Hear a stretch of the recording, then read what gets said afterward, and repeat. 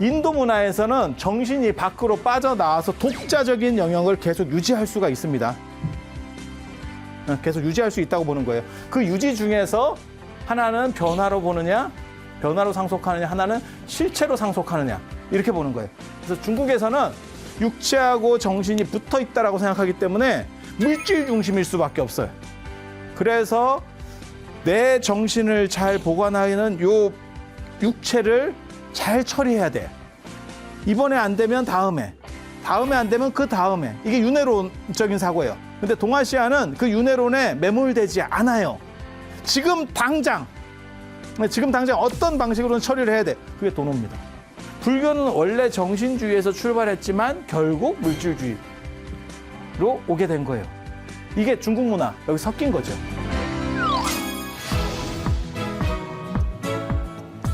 자, 안녕하세요. 벌써 한 주가 지났습니다. 지난 시간에 이어서 중국 철학에 대한 그 인성론 이야기를 해드릴 거예요. 근데 한 주가 지났는데도 칠판을 하나도 안 지웠다, 그죠? 그대로 참 잘 보존하는 것 같아요. 그래서 지난 시간에 이어서 막바로 할 수 있도록 해보겠습니다. 중국 철학, 제가 개인적으로 진짜 써보고 싶은 책이 있어요. 지난 방학 때도 제가 그걸 써야 되나 말아야 되나 하는 게 있는데, 그게 중국 철학사 책이에요. 중국 철학사 책. 그래서 유교, 불교, 제자백가, 도가까지, 도교까지 이렇게 다 아우르는, 그리고 그걸 불교를 중심으로 이렇게 전 세계에서 성공한 사람이 아무도 없습니다. 그리고 자기가 최고급에 이르렀다고 생각하면 다 거기에 도전을 한 번씩 해요. 왜냐하면 불교하고 유교하고 서로 색깔이 너무 달라서 이걸 두 개를 다 하는 사람이 거의 존재하지 않습니다. 그것 때문에 나타나는 거예요. 그래서 저는 개인적으로 제가 유교나 중국 철학을 한 10년 이상 가르쳤습니다. 전공을. 그래서 이제 이런 걸 좀 해보고 싶었는데, 왜 갑자기 이 얘기를 하냐면 중국 철학에서 가장 핵심적인 게 인성론이에요. 인성론. 지난 시간에 잠깐 마지막으로 말씀을 드렸는데, 이거를 심성론이라고도 합니다. 심성론. 사람의 어떤 뭐 본질에 대한 이야기, 나의 핵심에 대한 이야기. 그리고 이 성자가 이제 나오는데, 이거 사람 인자 뭐 다 아시는 거고, 마음 심자 다 아시는 거고, 이게 심장에서 연유한 글자잖아요. 심장, 이렇게 심장 생긴 거 해가지고. 그리고 이 성자는 이게 마음 심자입니다. 그리고 날생자, 날 때부터의 마음, 가장 본질적 마음. 가장 본질적 마음을 얘기하는 거예요. 그리고 나중에 이제 여기에 성의 대척점 비슷하게 붙는 글자가 정이라는 글자, 초코파이. 네, 초코파이. 요 글자를 보면 요게 날생자, 그 다음에 요게 마음심자 같은 겁니다. 그리고 여기에 이게 육다롤이라고 해서 이게 고기육이에요. 네, 고기육. 그러니까 돈 생각하는 마음, 물질 생각하는 마음. 그러니까 저거는 약간 오염된 마음, 사람들이 그렇게 생각하는 거고, 저 성이라고 하는 거는 본질적 마음, 이렇게 생각하는. 그게 마음이 그렇게 나뉘어져 있느냐? 안 그러면 그게 하나냐? 이제 이런 얘기들을 하는 거예요. 나중에 이제 그게 철학에서 굉장히 중요한, 중국 철학에서 가장 핵심적인 얘기예요. 그게 이제 율곡, 퇴계 이런 데까지 다 옵니다. 우리나라까지 전부 다 올 정도로. 그런데 이 얘기는 지금 하는 건 아니고, 이 정이 정감할 때 그 정이에요. 그러니까 감정. 이건 어떻게 보면 약간 이성적인 거. 이렇게. 그런 차이들이 있습니다. 그래서 지금은 이 얘기를 할 거예요. 이 성이라는 게 도대체 뭐냐. 왜? 저게 나중에 이제 불성이 돼요. 불성, 본성, 자성, 뭐 이렇게 해서 전부 저 성에 대한 개념들이거든요. 그래서 중국 철학 전체를 관통하는 키워드, 한 글자를 얘기하면 저 성자다. 우리 같은 경우는 이제 그렇게 생각을 하는 거거든요. 그리고 인성론, 인간의 문제가 가장 중요하다. 왜 신의 문제를 얘기하지 않을까? 서양 같으면 신의 문제를 얘기해야 되거든요. 신의 문제가 없어요. 여기는 인간의 문제를 얘기해요. 인간은 도대체 뭐냐? 그다음에 인간의 핵심은 뭐냐? 너의 본질은 뭐냐? 그 얘기가 동아시아 철학의 가장 핵심입니다. 왜 신 얘기를 안 하냐면, 제가 지난 시간에 잠깐 얘기를 했어요. 중국은 신을 버렸다. 원래는 신을 굉장히 간절하게 믿고 있었는데 신이 뻥커라는 걸 알게 됐다. 신이 뻥커라는 걸 알게 됐다. 지금도 마찬가지잖아요. 이런 코로나 같은 게 한번 유행을 딱 하면 어떤 일이 벌어져요? 아, 교회가 도움이 안 되는구나. 신이라는 게 도움이 안 되는구나. 라는 생각을 하게 되는 거죠. 실제로 이런 비슷한 사건들이 있었습니다. 이번에도 지금 뭐 신천지나 무슨 뭐 교회나 이런 데서 정부에서 통제를 해서 그런 거고, 중세에는요, 흑사병 돌 때 전부 성당으로 갔어요. 그게 중세 유럽이 쑥대밭이 된 이유입니다. 전염병 확산 속도가 급격하게 늘어나죠. 왜냐면 자기 안 죽으려고 가서 기도하는데 그게 자기만 왔어? 떼거리로 막 득달같이 쫙 오니까 거기서 계속 확산이 되는 거죠. 이해가 되시죠? 신천지도 만약에 이번에 정부에서 안 막아줬으면 14만 4천 명 다 찼어. 한꺼번에 다 갔다니까. 한 방에 구원될 수 있었는데 아유, 안타깝지. 그래서 이런 일들이 벌어질 때마다 사람들이 무슨 생각을 하냐면 신이라는 게 별게 아닌 거 아니야? 라는 생각을 해요. 그러니까 예를 들면 그럼 내가 신을 믿으면 나는 일단 빠져줘야 되는 거 아니야? 이렇게 생각을 하는데 거리두기를 하는 일반 시민보다 종교단체에 간 사람이 더 걸려. 누구 말 맞다나 지금은 종교가 사회를 걱정할 때가 아니고 국민이 종교를 걱정할 때 이렇게 얘기를 하니까 제발 좀 자제해 주세요. 뭐 이러면서 지금 그런 상황이니까.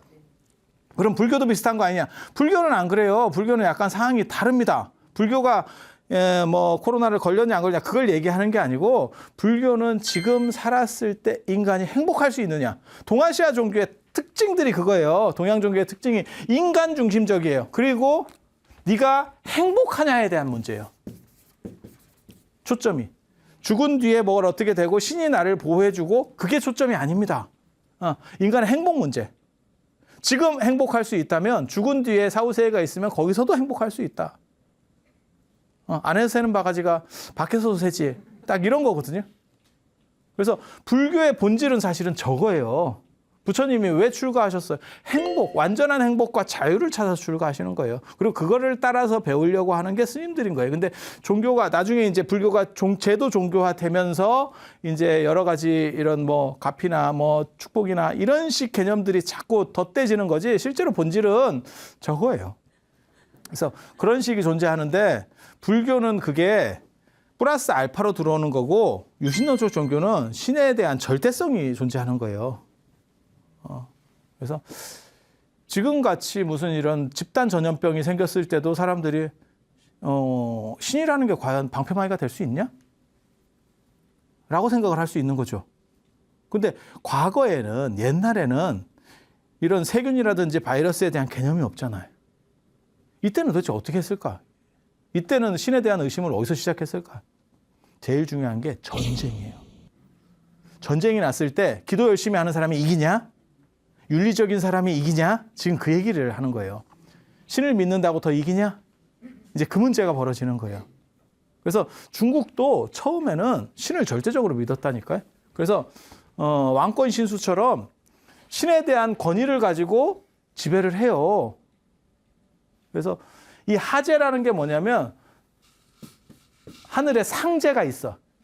옥황상제 같은 상제가, 옥황상제라는 말은 송나라 때 나오는 표현이에요. 그래서 옥황상제라는 말은 정확한 건 아닌데 그냥 알아듣기 편하게 말씀드리면, 옥황상제 같은 그런 상제, 하늘에 있는 제가 위에 있기 때문에 상제예요. 위에 있는 제가 아래 하제한테 야, 밑에 거는 네가 알아서 책임져. 그 대장이 일종의 황제예요. 그게 하제. 은나라 때는 그걸 하제라고 표현을 해요. 하제. 하제. 왜냐하면 황제라는 표현은 진시황이 처음 만들기 때문에 저 때는 표현이 없었어요. 그래서 위에는 신이 있고 밑에는 하제가 있는 거예요. 주나라 때도 내나 그렇게 가요. 그래서 주나라 때는 이 황제에 대한 표현이 천자입니다. 하느님 아들.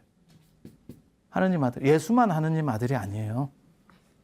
주나라 때 저 황제들, 그러니까 천자들이 다 하느님 아들이에요. 그래서 내가 지상 대리권자야. 그리고 지난 시간에 얘기한 것처럼 정신에 대한 권리까지 다 있어. 너넨 그런 생각하면 안 돼. 그것까지 전부 다 차단할 수 있어. 차단할 수 있어. 그게 그런 것도 차단이 됩니까? 차단이 돼요. 차단이 돼요. 그래서 제가 지난 시간에 그런 얘기 잠깐 해드렸잖아요. 역모 같은 걸 일으켰으면 아니 약사발 내려와서 고문당하고 죽는 것보다 그냥 자살하는 게 제일 편하다니까요. 그런데 와서 잡혀와라 그러면 자기가 자살하려다가도 잡혀간다니까요. 그리고 고문 다 당하고. 그래서 우리가 그냥 쉽게 지나치는 것 같지만 알고 보면 다 이유가 조금씩 있어요. 그리고 이런 얘기들을 설명을 조금만 더 길게 하면 그래서 그렇구나, 그래서 그렇구나. 이게 금방 견적이 나옵니다. 단 그것까지 할 시간은 없어. 우리는 딴 데로 가야 되기 때문에. 제가 이거를 지금 1년도 훨씬 넘게 했는데 아직까지도 여기까지밖에 안 왔고 오늘 지금 하는 데가 어디냐면 저 은나라 때 얘기하고 있는 거예요. 다시 또 기어 올라가가지고 한나라 때까지 불교 넘어오는 데까지 했는데 왜 다시 은나라로 올라갑니까? 알아듣기 쉽게 하려고 범주를 묶는 거요. 순서대로만 쭉 하면 이게 헷갈려요, 나중에. 그래서 비슷비슷한 것끼리 덩어리끼리 이렇게 묶어주는 거예요. 그 얘기를 하는 거예요. 그래서 천자. 그래서 그 사람은 정신과 물질의 모든 권한을 다 가지고 있어요. 다 권한을 가지고 있어요. 그래서 이렇게 주나라 때까지 가는 거고, 주나라를 개국한 사람이 문왕이라고 하는 사람이에요. 그럴 문자 쓰는 문왕. 문왕. 그리고 나중에 완성시키는 사람 무왕. 딱 힘으로 이렇게 하는데 그 문왕 얘기를 보면 재밌는 얘기가 있어요. 시경에 대하에 보면 뭐라고 나오냐면 문왕은 하늘을 오르락내리락 하는데 예수나 무하마드 생각하시면 돼요. 하늘을 오르락내리락 하는 거예요. 그래서 신의 좌우에 있다는 거예요. 하느님의 좌우에 있다. 딱 같은 구조의 이야기들이 나오는 거예요. 그래서 하늘에서 거기서 이렇게 받아서 땅에 내려와서 내가 황제야 이렇게 얘기하는 거예요. 그래서 신중심적이었었어요. 그런데 이게 주나라 때 주나라가 두 개의 주나라가 있어요. 주나라가 굉장히 이게 오래된 나라입니다. 지금부터 기원전 1000년에서 200년대까지. 여기가 언제냐면 진시황 진나라 들어설 때예요. 그래서 여기까지 한 800년 간 나라예요. 800년 간 나라. 그런데 그 중간에 이제 맨 처음에는 호경이라는 데가 수도였었고 거기서 이제 좀 절단이 납니다.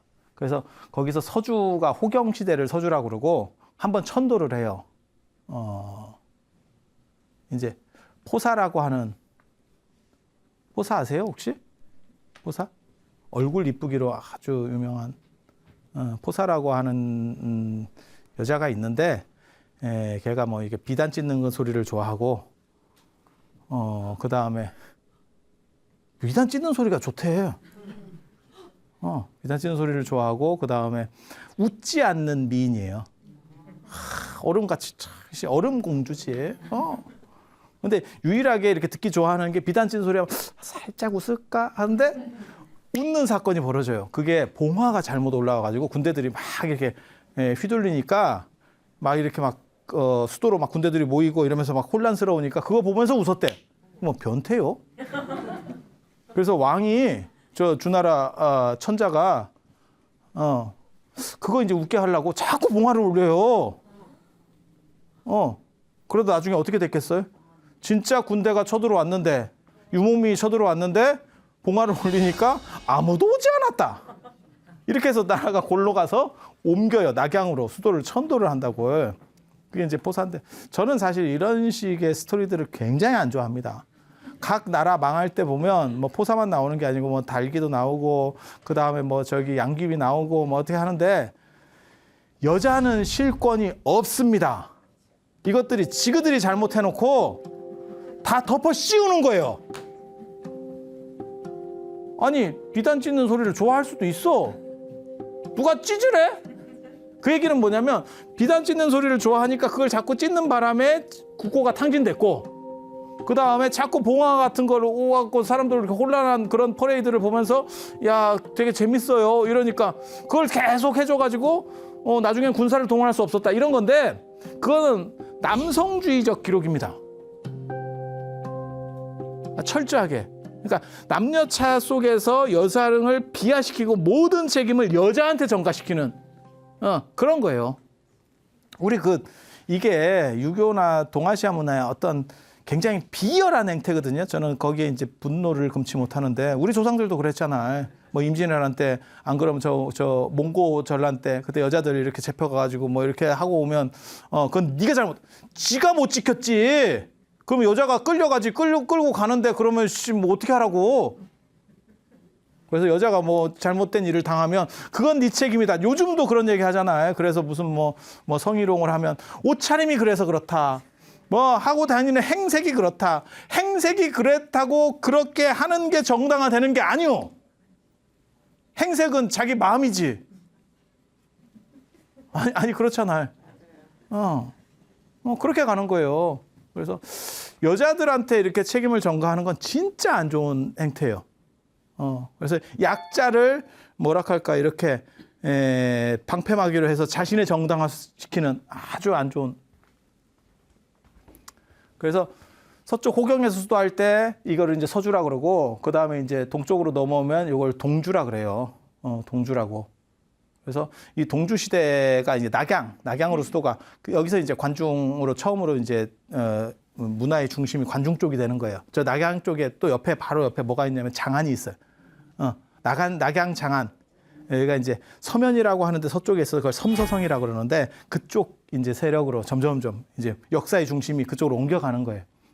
그래서 여기서 이제 뭐 포사가 뭐 문제가 있어가지고 이쪽으로 옮기고 뭐 이런 얘기들이 있어. 뭐 그렇다 치고. 그래서 이 동주 시대를 두 개의 시기로 나눠요. 하나가 춘추 시대, 하나가 전국 시대. 들어보셨을 거예요. 춘추 전국 시대. 예. 그래서 춘추 시대가 먼저 있는 거고 그게 언제냐면 770년부터 403년까지가 춘추 시대. 이게 좀 이런 역사 얘기하면 좀 복잡한데 그래도 한 번 정도는 들어볼 만해요. 이게 되게 재밌어. 이렇게 보면 옛날에는 봉건제 국가이기 때문에 낙양에서 저 천자가 있으면 주변에 다른 나라들을 전부 이렇게 제후들한테 띄워줘. 봉건 영주처럼. 중세 봉건 영주처럼 네가 띄워줘. 그러면 걔가 군사권도 있고 자치권들을 다 가지는 거예요. 지금으로 말하면 광역시 시장이야. 딱 내가 다 하는 거야. 도지사 뭐 이거 내가 다 하는 거야. 그래서 이게 참 아이러니하다. 처음에 띄워받았을 때는 여기가 수도잖아요. 수도 중심이 좋지. 그렇지 않을까? 딱 봐도 서울에 못 있으면 경기도 안에 있는 게 좋지. 그러니까 왜 그런 거 있잖아요. 서울시장하고 경기도 도지사는 대선 후보로 자꾸 이렇게 나올 수 있는 정도가 되는 거고 뭐 제주도지사나 아니 뭐 어디 지역을 폄하해서 하는 얘기는 아니에요. 제주도지사나 강원도지사는 대선 후보로 거론이 안 되잖아요. 나만 그렇게 생각해? 아니 역사적으로 계속 우리가 그래 왔잖아요. 그러니까 비중이 다른 거죠. 분명히 같은 급인데 이건 분명히 같은 급이지만 같은 급은 아니지. 체급이 다르지 완전히. 그래서 맨 처음에는 이 근처의 귀족들이 좋은 땅을 받았는데 이게 참 아이러니하다. 역사가 흘러가면 변방 받은 놈이 땡 잡은 거예요. 왜? 변방을 받으면 확장이 가능하대. 이렇게 넓혀갈 수 있어. 근데 옆에 있으면 이미 꽉 찼어. 땅을 넓힐 수 없어. 더 어떻게 움짝달싹 개발도 못해. 그러니까 서울시 같은 경우는 특징이 그거잖아요. 용산 빼놓고는 용산에 저 KTX 기차 뭐 창고 같은 거 그거 외에는 개발할 수 있는 데가 서울에 거의 없죠. 재개발을 해야 되는데 재개발을 하려면 그거 동의받고 어쩌고저쩌고 아유 그러다가 내 임기 끝나지. 빈 땅이 있으면 거기서 하다가 대박이 나면 상황이 급변하는 거겠죠. 마찬가지예요. 그래서 주변으로 변두리로 나간 사람이 처음에는 개뿔도 아니었는데 역사가 흘러가다 보니까 걔네가 등치가 커지고 안에는 이게 좀 찌리해집니다. 이게 좀 찌리해져요. 근데 춘추시대에는 막 이렇게 막 팍 터지게 싸우기 시작하는 왕권이 약하니까 여기서 두드려 맞고 천도했을 정도니까 상태가 별로잖아요. 그러니까 이제 삼국지에 맨 마지막 한나라가 있기는 한데 황제는 유명무실하고 뭐 동탁이라든지 원소라든지 뭐 이런 군웅들이 힘을 쓰는 그런 상황이라고 보시면 돼요. 지금 그런 시기로 접어들고 있는 거야. 그래서 전쟁이 상시로 벌어져. 전쟁은 어떻게 하는 거냐면 노자가 그걸 정확하게 지적을 잘했다고. 뒤통수 까는 거예요. 뭐 이렇게 선전포고하고 뭐 하고 이러는 게 아니고 가장 비열하게 뒤통수 쳐서 이기면 되는 거예요.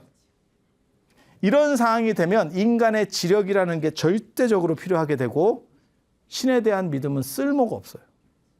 신을 믿는다고 해서 해결되는 게 아니고 제갈량 같은 경우가 어떻게 해서 이름이 나는지 아세요? 제갈량은 막 신출기문하고 뭐 이런 거 같죠. 제갈량이 중국 역사상 첩보전에 가장 능한 사람이 제갈량이에요. 그러니까 독일의 SS 친위대 뭐 이런 거 첩보하듯이 다 정보를 수집하고 이런 이 척후병 전략을 제일 잘 썼다는 거예요. 그런데 그 시절만 해도 그렇게까지 쓰는 사람이 없어서 지금은 이게 굉장히 중요하다는 걸 전 세계적으로 다 알죠. 근데 그때까지만 해도 그런 생각이 그렇게 많지 않았기 때문에 제갈량이 쓰는 걸 보면서 사람들이 너무 신기했다는 거죠. 야, 어떻게 이렇게 하지? 어떻게 쟤는 저걸 알아? 신통이야? 첩보야, 첩보. 첩보. 이해가 됩니까?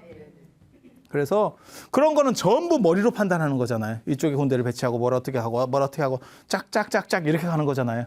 신을 믿는다고 해결되는 게 아니잖아요. 그래서 춘추시대 때 이런 전쟁들이 벌어지니까 무슨 일이 벌어지느냐?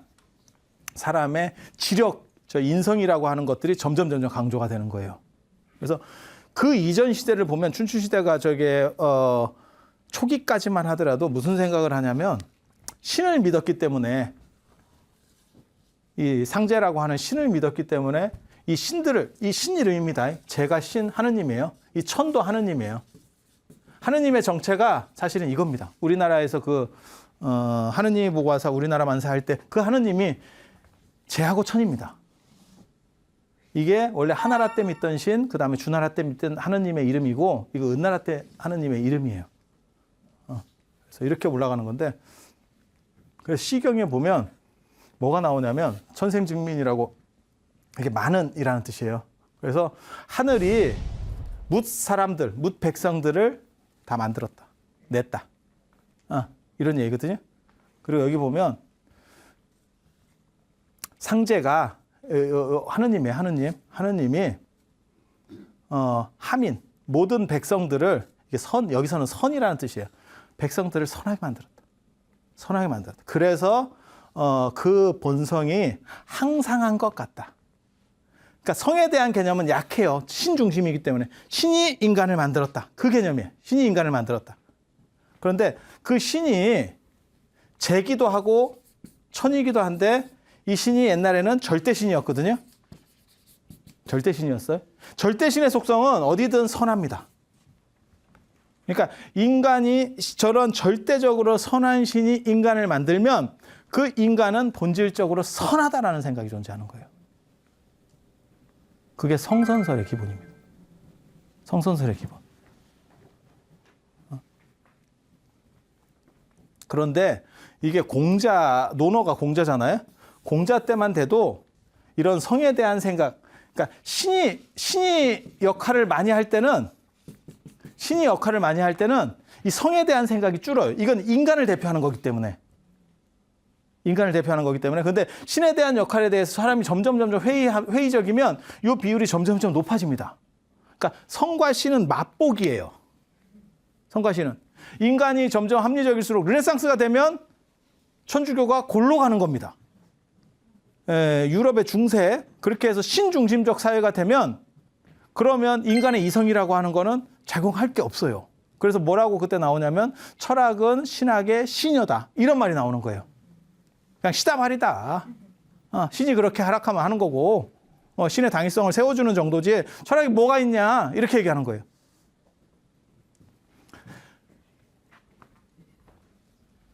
자, 여기서 이제 중요한 게 중용, 사서 중에 하나예요. 이 시경, 상서 이런 건 아세요? 시경, 상서. 사서 오경 할 때 나오잖아요. 시서, 예역, 춘추. 시경, 서경, 그 다음에 역경, 그걸 삼경이라고 하고, 그 다음에 예기하고 춘추. 그리고 악기도 있었는데 악기는 사라졌고, 나중에 예기의 한 편이 됐다더라. 뭐 그냥 그렇게 알아두세요. 그리고 사서라고 하는 게 있잖아요. 노노맹자 대학중용. 그냥 정확하게 외우지는 못하지만 우리나라 사람이면 정상적으로 한국에 살았으면 다 몇 번씩 들어봤을 법한 얘기. 그 정도 얘기를 하는 거예요. 그 정도 얘기를.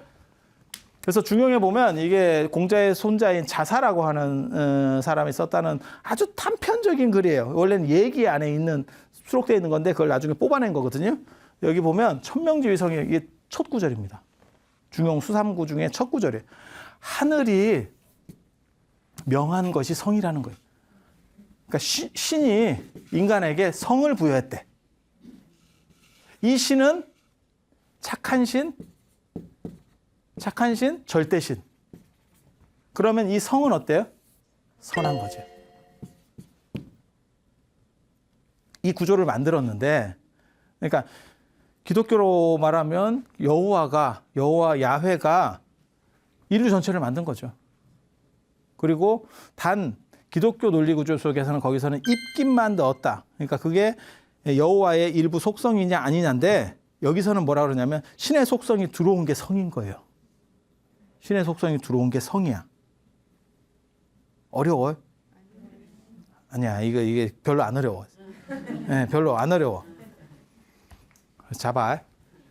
천이라고 하는 하느님이 성을 인간을 만들고 인간 안에 가장 본질이 얘인 거야. 우리 안에서 가장 본질이 얘인 거야. 얘를 여기다 박아놓은 거야. 하나씩. 타코야끼에서 문어 들어가듯이. 하나씩 박아놓은 거야. 그게 성이야. 그리고 이거는 신이 넣어놓은 거기 때문에 이것은 본질적으로 선한 거래. 그리고 가장 근본적인 거, 본질적인 거고. 봐봐, 그냥 이렇다라고 구조를 이해를 해보세요. 이렇게. 그런데 춘추 시대가 열리면서 점점 어떻게 되냐면 이거는 뻥커 아니야? 야, 신에게 기도한다고 전쟁에서 이기는 게 아닌데? 완전히 골로 가고 있는데? 신에게 이기는 게 아니고 신에게 기도하는 그 돈으로, 그 예산으로 무기를 만들든지 전략을 짜든지 안 그러면 병법을 익히든지 이게 오히려 나은데? 라는 생각을 점점 하게 되는 거지. 그러면서 성이 이 연결 구조를 끊고 독립해서 움직이기 시작해요. 도대체 인간이란 건 뭔가? 이렇게 신과 연결되는 인간이 아니고 그냥 인간이라는 건 뭔가에 대한 생각들을 하기 시작해. 그리고 저건 진짜 연결돼 있냐? 에 대한 생각을 해. 점점 밑에 비중이 커지면서. 그래서 공자 때만 하더라도 뭐라고 그러냐면 성상거냐 습상어냐, 이게 굉장히 유명한 얘기거든요. 성이라는 거는 서로 비슷한데, 서로 날 때는 비슷한데 이게 익히는 과정에서 환경, 자연, 그 사람의 환경에 의해서 서로 달라진대. 그러니까 그런 거죠. 우리가 태어날 때는 그냥 다 언어가 안 깔려 있어. 언어가 안 깔려 있는데 언어를 익힐 수 있는 구조는 우리 머리에 깔려서 나오는 거예요. 마치 컴퓨터에 윈도우나 이런 게 맥이나 이런 프로그램이 안 깔려 있고 그냥 빈 걸로 나온 거랑 비슷해. 그런데 내가 한국에서 좀 굴르면 한국말이 깔려. 내가 프랑스에서 굴르면 불어가 깔려. 아니 그렇잖아요. 우리에게 언어를 학습할 능력 자체가 깔려 있지 않으면 아무리 굴러도 개는 굴러도 말을 못 합니다. 그 자체가 안 깔려 있는 거야, 아예. 근데 우리는 가능성만 깔려 있어. 언어가 다 깔려 있으면, 깔려서 나오면 어떤 일이 벌어져야 되냐면 태어나서 어머님 접니다. 이렇게 나와야 돼. 그렇게 깔려 나온 분도 있대. 부처님이야. 천상천하 유아독존 이렇게 깔려 나왔대잖아. 근데 우리는 그렇게 깔려 나온 게 아니고 그 기능만 배경으로 있지 언어는 없어. 선택이 없어. 그러니까 이 나라에 가면 이 나라 말을 하는 거 어렸을 때 거기서 내가 입양을 갔으면 미국에 갔으면 영어를 쓰는 거고 유럽에 가서 그것도 국경지대에 있었으면 그러면 프랑스 말도 쓸 수 있고 독일 말도 쓸 수 있고 뭐 이태리 말도 쓸 수 있고 왔다 갔다. 그래서 인간이라고 하는 게 기본 깔려 나왔다. 그렇게 깔려 나온 게 성이래. 그리고 이것까지를 그러니까는 특정 언어는 아니고 그냥 언어 능력을 학습할 수 있는 기능이 성이다라고 주장하는 사람이 하나 있는 거고, 이러면 지금 공자도 그런 비슷한 생각을 하는 거예요. 이것들은 서로 다 비슷한 걸 하나씩은 갖고 나왔지만 환경에 따라서 다 달라진다. 누구는 한국말을 쓰고 누구는 중국어를 쓰고 누구는 일본말을 쓰고 그렇게. 그런데 어떤 사람도 있냐면 이거보다 조금 더 뒤로 가면 전국시대가 되면 춘추시대보다 전국시대가 뒤에거든요. 그리고 전쟁도 이름부터가 전국시대잖아. 전쟁을 뒤지게 했다는 뜻이에요. 그러면 신의 주가는 완전히 이게 관리 대상 종목으로 떨어진 거예요. 블루칩에서 그러니까 춘추시대 들어오기 전까지 신은 블루칩이에요. 그러다가 춘추시대 때 이게 조금 그런 것 같다 이렇게 주식이 계속 빠지다가 전국시대가 되면 관리 대상 종목이에요. 이렇게. 그 대신에 그것과 이렇게 그래프를 역으로 가는 주가가 하나 있는 거지. 그게 성이에요. 인성론. 인간이란 도대체 뭐냐? 인간의 지적인 거, 합리성. 이건 뭐냐? 이게 X자로 이렇게 교차하는 거야. 그래서 전국시대가 되면 이것은 단순히 어떤 플랫폼, 그러니까 학습 배경만 있는 게 아니고 어떤 언어를 가지고 나왔다. 라고 안 하는 거예요. 그러면 이게 성선론이 돼요. 성은 선이다. 한 글자가 더 붙는 거죠. 그냥 성이면 악일 수도 있고 선일 수도 있고 악도 아니고 선도 아닐 수도 있잖아. 굉장히 재밌어요. 굉장히 재밌어. 그리고 이게 하필 또 양화편에 나와요. 논어에서 되게 재밌는 사람이 양호라고도 하거든요. 굉장히 재밌는 사람입니다. 공자를 주워 박았던 공자도 한 펀치 하는데 참 악연이거든. 3번의 악연이 있어요. 양호가 그 당시 실력가인 노나라의 실력가인 객시 집안의 가신인데 그때는 이 가신이 거의 다 해먹고 있을 때예요. 이 사람이 거의 다 이렇게 탁 하고 이제 좀 똘똘한 사람들을 해서 연회를 베풀어. 그래서 사람들이 이제 좀 모으려고 연회를 베풀어. 근데 공자가 그때 젊은 나이예요. 그래서 나 어떻게 좀 해가지고 성공해볼까? 그래갖고 거기 그런 연회 장소에 갔어. 그랬더니 양호가 너 같은 놈 오는 데 아니야. 이렇게 개망신을. 야, 어디 쓰레기 같은 게 왔어? 너 초대장 있어? 이렇게 개망신. 전후 맥락상 정확하게 나오진 않는데 약간 맞은 것 같은 분위기가 있어. 분위기가 있어.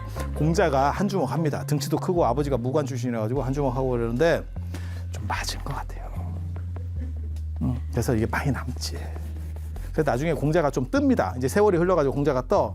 그러니까 양호가 이제는 상황이 바뀐 거예요. 그래서 아니 양호보다 높다는 게 아니고 사람을 다르게 보는 거야. 그때만 해도 찌리한 게 이렇게 왔다 갔다 하고 있었고 어디 어린 놈이 이러다가 이제 조금 쟤는 내 밑에 오면 좋을 것 같은데 그래갖고 양호가 한번 오라 그래. 근데 공자가 그때 또 어렸을 때 당한 게 있어가지고 안 갑니다. 안 가, 씨. 내가 너하고는 다시는 뭐 이런 게 있어. 그랬더니 양호가 공자가 또 예의 차리고 뭐 이러잖아. 양호가 돼지를 삶아서 보내요. 돼지고기를. 그렇게 이제 윗사람이 주면 아랫사람이 답례로 와서 인사를 해야 돼. 고맙습니다. 뭐 이렇게. 우리도 윗사람이 뭐 선물 보내주면 문자라도 보내야 되잖아요. 뭐 그런 식으로 답례를 해서 와야 돼. 근데 가희가 너무 싫었는가 봐. 진짜 죽기보다 싫었는가 봐. 저는 개인적으로 공자의 이런 성격을 되게 좋아합니다. 인간적이잖아. 가기 진짜 싫었는가 봐. 그래가지고 제자들한테 시켰는지 어쨌는지 양호가 출타했을 때 가는 거야, 그 집에. 그래서 아유 내가 왔는데 안 계시네요. 미안합니다. 아유 잘 받았습니다. 이러고 가는데 오는 양호를 만난 거요. 진짜 드라마틱하지. 그래서 너 좀 와보라 하니까 왜 안 와? 제가 나중에 가겠습니다. 뭐 이러면서 끝나요. 참 악연이다, 악연. 그렇게 또 찌그러지고. 근데 나중에 양호라는 사람이 너무 야심이 있어서 이게 또 약간 너무 자기적으로 하고 밑에 사람을 이렇게 좀 이렇게 갈취하다가 쫓겨납니다, 나라에서. 그리고 공자도 나중에 이제 공자가 대사고 요즘으로 말하면 법무부 장관 뭐 이런 정도까지 하다가 이제 위에 사람하고 뜻이 안 맞아가지고 던지고 나서 그때 공자가 던진 건 진짜 공자 인생에서 제일 잘못한 걸 아마 죽을 때까지 후회했을 거예요. 근데 55세 때 던졌는데 사표내면 바로 취직될 줄 알았는데 취직 안 돼요. 그 사표 자기 저 추천서를 자천권을 들고 전국을 이제 다니면서 나 써줄 사람 없어요. 이력서, 자소서, 이력서 뭐 이런 거 계속 다녔는데 55세부터 68세까지 다녀요. 14년 동안. 14년 동안. 너무너무 힘들어. 너무너무 힘들어. 그때 아마 공자가 그 생각했을 거야. 내가 그때 그 사표만 안 떠났으면 막 이러면서 이 시절이 되게 재밌어요. 근데 그게 광땅을 지나는데 공자하고 또 양호하고 생김새가 굉장히 비슷하대요. 그것도 저주받던. 근데 그 광땅 사람들이 공자가 되게 못생겼어요. 짱구고 키는 큽니다. 짱구고 이게 그래서 공자를 별명이 옛날에 짱구거든요. 짱구거든요. 그런 게 있어. 근데 그 광땅 사람들이 양호한테 뒤지게 당했어요, 옛날에. 그래서 공자가 이렇게 지나가고 있는데 그 짓고를 해가지고 요즘 취직 안 돼. 내가 자소서만 한 200번 쓴 것 같은데 뭐 이러면서 지나가는데 그 광땅 사람이 저 양호다 어떤 놈이 또 이래가지고 그 광땅 사람들이 너 가지마 씨 이래가지고 이게 잡아 죽이려고. 그러니까 제자들이 막 동요하는 거예요. 나중에 선생님 이러다가 우리 골로 가는 거 아닙니까? 이러니까 하늘이 나에게 주나라의 문화를 나에게 줬는데, 그러니까 내가 그걸 계승하는 사람인데 그것을 없애려고 하지 않으면 광땅 사람들이 나를 어떻게 하겠느냐. 이러면서 이제 버텨. 요즘 말로 하면 존버지 존버. 그래서 결국 그게 제자 통해 가지고 야 나 아니라고 쟤네한테 좀 얘기 좀 해. 이래가지고 겨우겨우 풀려난다고. 그게 저 양호예요. 되게 재밌어. 이 논어나 뭐 이런 얘기해도 사실은 굉장히 재밌는데 그런 스토리들이 있어. 근데 하필 또 제목 자체가 양호편이야. 양화가 양호와 같은 사람이에요. 같은 사람이에요. 그래서 거기에 이 얘기가 나와. 거기에 이 얘기가 나와요. 그래서 논어에서 유일하게 성에 대한 구절이 나오는 게 이 딱 한 구절밖에 없어요. 그래서 뭐라고 생각하냐면 공자 시대만 해도 성이라고 하는 게 천하고는 비교도 안 될 정도로 천은 쉽게 말해서 주가가 굉장히 높았구나. 그런데 맹자 시대가 되면, 맹자나 순자 시대가 되면 완전히 상황이 뒤집어지죠. 완전히 뒤집어지죠. 그래서 공자 제자들 중에서, 공자의 손제자 중에서 뭐 칠조계라든지 뭐 세석이라든지 이런 사람들 보면 성이 결정적이지 않다라고 생각해요. 성의 속성은 결정적이지 않고 아까 얘기한 것처럼 우리에게는 그냥 학습 능력이 깔려 있고 어떤 언어를 배우는 거는 사실은 그건 후천적으로 익히는 것과 관련된다. 인간의 본성이라는 것은 정해진 게 아니야. 라는 생각을 해요. 그렇게 판단하는데 이제 전국시대가 되면 상황이 급변합니다. 그리고 이 얘기 마저 해드리고 끝낼게. 시간이 거의 다 된 것 같으니까. 여기를 이제 춘추시대라고 하는 거는 공자가 춘추라는 책을 지어서 그래요. 춘추가 이게 봄, 가을이잖아요. 1년 중에서 제일 중요한 게 봄, 가을이래요. 농사 짓는 세상에서는. 농사 짓는 세상. 그건 뭐 딱 들어보면 그렇잖아요. 그죠? 그래서 그걸 춘추라고 하는 거고, 이거를 큰 사이클로 보면 역사가 되는 거예요. 역사. 그리고 인간의 역사 이러면 연세가 되는 거예요. 춘추가 어떻게 되십니까? 이렇게. 그러니까 지나온 경력이 아니고 세월, 시간 이렇게. 그리고 이 춘추라는 책이 언제부터 써졌냐면 772년부터 481년까지의 역사 기록이에요. 근데 저거를 편년체라고 그래서 일기나 신문 같이 쓴 거예요. 이날에는 뭔 일이 있었다. 이날에는 뭔 일이 있었다. 이렇게. 그래서 제가 지난번에도 이런 얘기 해드렸잖아요. 제가 왜 다시 중국 한나라 때까지 내려왔다가 불교가 넘어오는 데까지 얘기했다가 다시 위로 끄집어 올리냐면 범주 문제 때문에 그렇다. 그러니까 매일매일 나오는 기사들을 가지면 내용을 통합해서 볼 수가 없어요. 머리가 아파. 그러니까 지금도 뭐 SNS나 이런 데 포털 같은 데서 검색을 해보세요. 그러면 뭐 코로나 사건 그러면 아니면 뭐 트럼프 발언 뭐 이러면 매일매일 것도 있지만 묶어서 나오잖아요. 덩어리로. 왜? 그 두 가지가 동시에 돼야 되거든. 그래야 정보가 정확하잖아요. 매일매일 것만 있으면 사람이 판단을 못 해요. 그래서 이런 식의 역사 구조가 타당하지 않다라는 라고 주장을 하면서 나온 사람이 전한시대 때 사마천이에요. 그래서 사마천은 범주별 역사, 그걸 기전체라 그래요. 그래서 거기서 기라고 하는 거는 황제와 관련된 기록, 그 다음에 천은 전기, 어떤 영호걸, 안 그러면 위인 전기할 때 그 전기. 그래서 그 두 가지를 중심으로 해서 가기 때문에 그걸 기전체라 그러고 이걸 편년체. 예, 이렇게. 그리고 전국시대라고 하는 거는 요 끝나고 403년부터 진시황 통일 때까지가 전국시대. 이때 팍 터지는 전쟁 시절. 왜 전국시대라고 하냐면 싸움도 많이 했지만 전한시대 때 유향이라고 하는 사람이 전국책이라는 책을 써요. 그러니까 이게 둘 다 책 이름입니다. 춘추라고 책 이름이고 전국책이라고 하는 책이 있어. 그 책 이름에 따서 전국이에요. 그래서 인성론 얘기를 다음 시간에 본격적으로 또 인간이라고 하는 것을 중국 사람들은 어떻게 봤느냐. 그리고 인성론에서의 가장 핵심적인 사람이 여러분이 알고 있는 맹자와 순자입니다. 그리고 그 맹자의 대론자로서 그 유명한 고자가 나옵니다.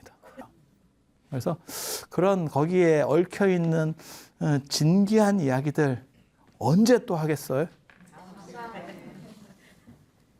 그럼 다음에 여러분들이 원하시는 관계로 다음에 하도록 하겠습니다. 자, 들어주셔서 감사합니다.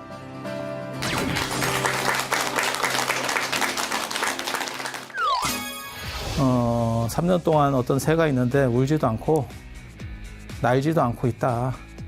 뭐 어떻게 좀 해봐라. 술잔을 탁 던지면서 했다는 얘기 그거예요. 한 번 나르면 하늘 끝까지 올라가고 한 번 울면 천하가 진동한다. 성이라고 하는 것은 무선무악. 인간이라고 하는 건 백지 같은 거야. 선과 악이 깔려 있다라고 말하는 게 성유선유악론이야. 그리고 이거는 그냥 백지 같은 거야. 백지 위에다가 네가 이렇게 그리면 되고 저렇게 그리면 되는 거야. 원래 아무것도 없어.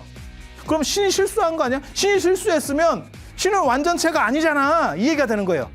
그러니까 신이 절대권을 가진 중세시대 때는 그런 사람이 나오면 뻗떡 제거를 해야지.